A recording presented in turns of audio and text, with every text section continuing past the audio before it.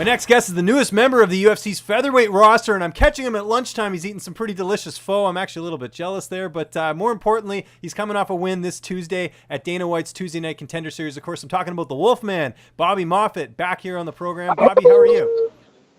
Hey, I'm doing great, man. And thank you for having me on the show. I'm feeling great too. No, I'm glad to have you back on. I knew at some point we were going to do an interview where you were in the UFC, and right off the bat, man, congratulations. We see a lot of people going Contender Series. It's a bit of a step up. How much do you think it helped heading into this fight, the fact that you had big fights before, 4v3, 4 LFA, that experience heading into an opportunity like you did on Tuesday? Yeah, I think it made a huge difference. When I was watching him, after I got in the cage, he seemed like a little off, and then he started to either he was trying to get in my head or something, like he repeated something my coaches said. And right when he said it, I was like, there's something off with this kid. Like he's not prepared for what's about to happen. And then he wasn't. So, right. No, for sure. When did you notice this? Was this at the weigh-ins or was this as the fight was going on? Like, when did you notice? Just kind of even before the fight, we when I went out there for pictures and stuff, we saw each other a lot. Like, we were almost at the same spot, same time. He always showed up after me, and I think that was kind of like a tell of how this was gonna happen. Like, he was always gonna be doing stuff after me. Like, I thought he was always gonna be a step behind, pretty much, and that's kind of how it was when we showed up for pictures and everything. Like, I showed up, Jakar and I went to Syndicate, and then the kid showed up 15 minutes after we were there, and then I showed up. I went out to eat by the hotel, and then you showed up 15 minutes afterward. Weird. Okay. Everywhere I was, he kept showing up, and then I could see that it was really bothering him that he kept seeing me, because he would vocally yell out loud, "Oh my God," and it was hey, so I could tell it was kind of getting under his skin just seeing me, and I knew that he would be a step behind the entire fight, and I could just kind of tell just how he was acting. He's all full of himself, and so. Well, I was going to say the confidence level must just be through the roofs. When you see all this heading into a fight like that, what was the game plan heading into the fight? And do you feel like you executed it? The game plan was, to keep pressure on him, and he was talking a lot about head kicking and stuff. So obviously it was keep my hands up, not get caught with a stupid kick that would slip through my guard or anything dumb like that. So it was this keep him high guard and putting pressure on him, stepping out and coming back in a lot. But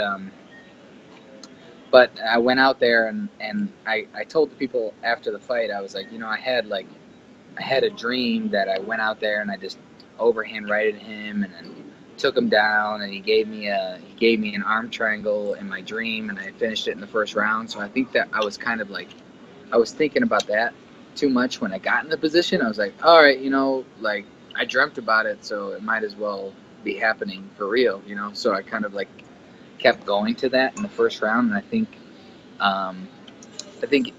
obviously the dreams like that are confidence boosters for me, because I feel like a lot of things that I dream about actually happen.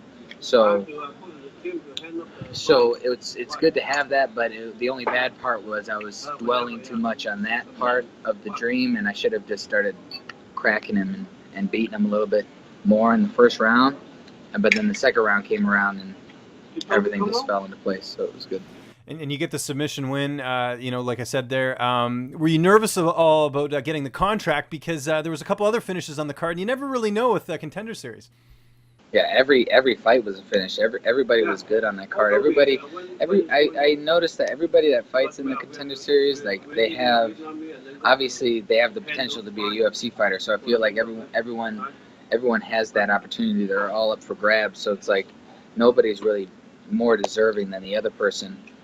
It's just all about who they like, and I feel like who they feel they can push more and who they think can be the best, and I'm happy they chose me, because I know for damn sure I feel like I could be the best. So And you've been chomping at the bit for a while. I mean, it was so good to see you get this opportunity, and of course, shine the way you did. And so you find out you get the contract. It's just like a weight lifted off your shoulders, just knowing, because you, like I said, you'd been on the cusp for a while, and now you finally got the contract.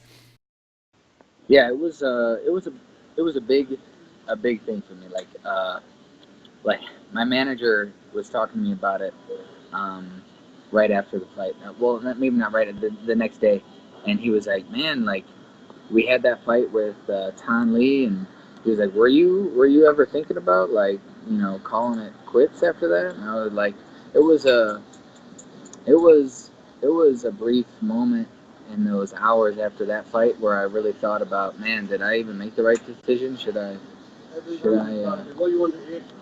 quit? Like should I do something else in my life? And luckily I had the right people in my corner telling me like, hey, just keep grinding, Bobby. Like you get 4 or 5 more wins, and you get be in the right spot. And then luckily I listened to those people. I told my manager that night after that fight that I was like, hey, I want to keep the ball rolling. Let's go, like 6 more fights for the end of the year. So that's what I'm hoping still happens. And I got the contract, but it's like one weight lifted off, and now a whole nother weight's lifted on, because now I want to be the best fighter in the featherweight division. I want to be the best fighter in the UFC. So now I've got to start beating the hell out of people. Right. Yeah. No. Exactly. You mentioned your manager there. I mean, this is kind of neat. Like Matt Leon, how many guys off Contender Series got signed on the UFC that he manages? Alonzo Menafield, Bevon Lewis, Juan Adams, yourself. I don't know if I'm missing anyone else, but I mean that's super impressive for a management group to get that many fighters in the UFC in one Contender Series season. Yeah, just the Contender Series gotten people through, and I think it's like a perfect mix. He's gotten plenty of people through the Contender Series, and then the MMA Labs getting a lot of people through the Contender Series. Every time the MMA Labs fought on the Contender Series, we've finished our fight and we've gotten something good afterwards. Like 3 of us got contracts, another one of us got on the Ultimate Fighter. So I think it was just like a perfect mesh of the two, and it was just great. It was a great night. When are you looking to return to the cage? Like, did you come out unscathed at the fight? Oh yeah, the worst thing that happened to me is I've got some mat burns on my toes. So okay. So I'm looking. Might be out for a while. Yeah, I'm looking to fight. I mean, I told him they announced that Khabib and McGregor card, and obviously they like a lot of big names on that card. But I know Artem Lobov fights a lot when Khabib fights, and he was supposed to fight a good friend of mine, a training partner of mine, Alex Caceres, and messed that up. Obviously, everybody knows that deal. So I asked Alex, I was like, hey, do you want to beat him up, or can I beat him up? And he was like, hey, go right ahead. So if I could get on that card 2 months, I'm ready to go. I'm ready to go in 2 weeks if somebody in that co-main event drops out, Andre Fili or Michael Johnson. Like, or I mean, if they don't want, if Artem's done fighting, I mean, I'll beat up who's the Ultimate Fighter winner at 45? It was Brad Katona. Brad Katona, yeah. I could finish all those dudes that fought at 145 in that Ultimate Fighter. Obviously, one of them trains with me, so I wouldn't fight him. But Brad Katona beat one of my training partners, so I would rather get that win back. And I mean, he trains at that SPG. Yeah, that's true. Although I should mention, Brad, I think, is dropping to 35. That's his plan, because he fought at 35 heading into the house. He looked pretty small. So, hey, maybe that dude that fights at 55, the Wolf or whatever, beat that dude up at 55. I mean, Mike Trezano. Yeah. There should be only one Wolf. That's true. Yeah, we have the Wolf and the Wolf Man. I'm the Wolf Man. You should have an all-Wolf affair. You have to get rid of the Wolf nickname. Kill every beast in the UFC. Okay, so that's what I'm here. I'm here to rip people's heads off. So I'm trying to fight as soon as possible. Whoever is down to fight me, I'm pretty much down to fight.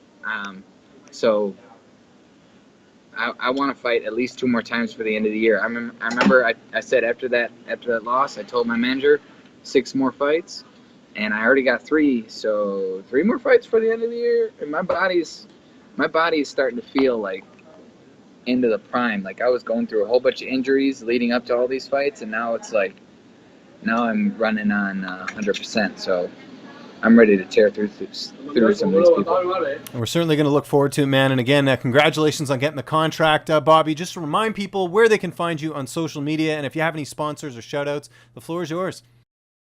Find me on Instagram and Twitter. It's the same thing.